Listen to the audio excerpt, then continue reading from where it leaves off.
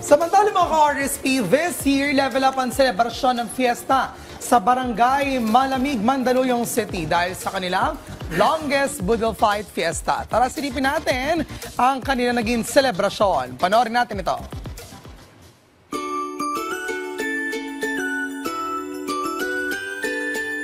Tuwing kapistahan ng San Antonio de Padua sa Barangay Malamig, Mandaluyong, taon-taon ay may paandar ang barangay na talaga namang inaabangan ng kanilang mga residente.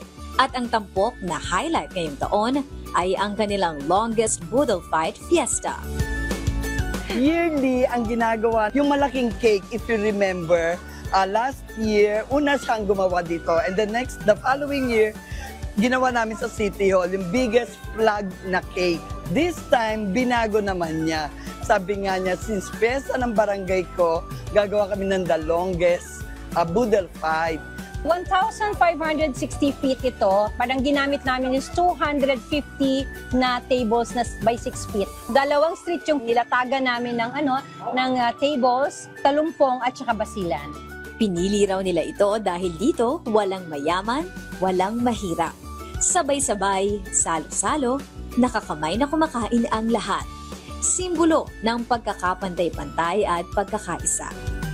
Kaya Budol Fight ang ginawa namin kasi naniniwala ako na ang pagkain are meant to be shared. Paano nga ba nila pinaghandaan ang ganitong kalaking selebrasyon?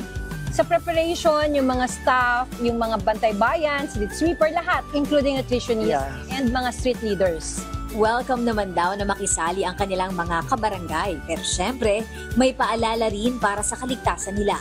Ayon sa pamunuan, pass daw muna ang 15 years old pababa, mga 80 years old pataas, at may mga karamdaman na sumama sa Budol Fight. Pero ang mga naka-join, for the eat at todo Sharon. First time nangyari to, actually sa buong Mandaluyong, first time to nangyari. Kaya natutuwa yung mga constituent. And since marami ang happy at humihirit ng part 2, abay malamang sa malamang daw ay uulit pa sila at mas bongga! I'm sure may kasunod to. Next year, sabi nga namin, nag-usap kami, bigger at longer. Ang ganitong selebrasyon ng fiesta ay isang magandang paraan para buhayin ang diwa ng pagkakaisa sa pagitan ng mga miyembro ng pamayanan. At isang paraan para mas marami ang sumaya at ma-enjoy ang Fiesta Feels.